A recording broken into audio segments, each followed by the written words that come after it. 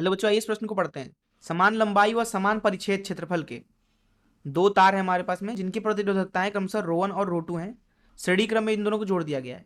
बोल रहा है संयोग की तुल्य प्रतिरोधकता कितनी है। पहला ऑप्शन है रो1 धन रो2, दूसरा ऑप्शन है 1/2 रो1 धन रो2, तीसरा ऑप्शन है वर्गमूल में रो1 रो2 और चौथा ऑप्शन है 2 गुणे रो1 धन रो2। आइए इस प्रश्न की मुख्य अवधारणा की चर्चा करें। मुख्य अवधारणा। मान लीजिए हमारे पास में दो प्रतिरोध हैं। ये पहला प्रतिरोध है और इसके साथ एक और प्रतिरोध है, दोनों श्रेणी क्रम में जुड़े हुए हैं।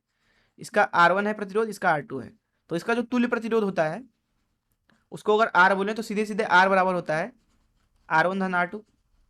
ये पहली चीज आप समझ लें। दूसरी चीज यहाँ पे ये समझें, मान लीजिए हमारे पास में एक तार है, इस तरीके से एक तार है। इसका अनुप्रस्थ काट क्षेत्रफल A है, इसकी लंबाई L है, और हम क्या करते हैं कि इसके साथ एक बैटरी जोड़ते हैं इस तरीके से। तो इस बैटरी के लिए जो यहाँ पे प्रतिरोध होगा इस तार का, उसका मान लिखा जाएगा R बराबर तार की प्रतिरोधकता रो ले लीजिए, तो रो L भागे ए। जो प्रतिरोधकता होता है वो पदार्थ की प्रकृति पर निर्भर करता है। तो इस मुख्य द्वारा चलिए प्रश्न को हल करते हैं। देखिए प्रश्न में हमसे बोला जा रहा है कि दो तार हैं समान लंबाई समान परिच्छेद क्षेत्रफल वाले। तो मान लीजिए ये पहला तार है इस तरीके से, और ये दूसरा तार। बोला गया कि दोनों ही श्रेणी क्रम में जोड़ दिए गए हैं, तो दोनों को श्रेणी क्रम में जोड़ दिया। दोनों की जो लंबाई है वो मान लीजिए L है इस तरीके से, और दोनों का अनुप्रस्थ काट क्षेत्रफल मान लीजिए A है। इस तरीके से दोनों जोड़ दिए गए हैं। इसको ऐसा भी बना सकते हैं, ये पहला वाला प्रतिरोध हो गया, ये दूसरा वाला प्रतिरोध हो गया, R1 R2। बोला जा रहा है इसका तुल्य प्रतिरोध जो है उसकी प्रतिरोधकता कितनी है। तो जो तुल्य प्रतिरोध होगा वो इसी तरीके से होगा, उसकी लंबाई 2L होगी, उसका अनुप्रस्थ काट क्षेत्रफल A होगा, लेकिन उसका प्रतिरोधकता एक समान होगा।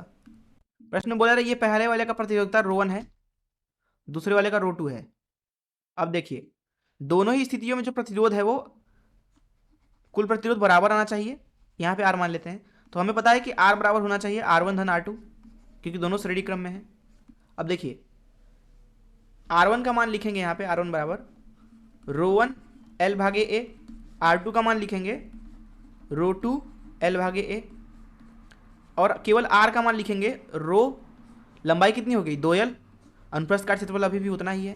अब हमें पता है कि R है R1 धन R2, तीनों के मान रख दीजिए यहाँ पे, रो 2L भागे A। यहाँ पे रो जो है वो है तुल्य प्रतिरोध की प्रतिरोधकता जो कि हमें निकालनी है। R1 रख देते हैं यहाँ पे रो1 L भागे A धन R2 जगह रो2 L भागे A। तो यहां से हमें मिल रहा है रो बराबर रो1 धन रो2 भागे 2। यही हो जाएगा हमारे प्रश्न का उत्तर। आइए देखते हैं कौन सा ऑप्शन सही है। जैसा कि यहाँ पे आप देख सकते हैं कि बी ऑप्शन सही है। मैं आशा करता हूं कि आपको इस प्रश्न का हल जरूर समझ में आया होगा। धन्यवाद।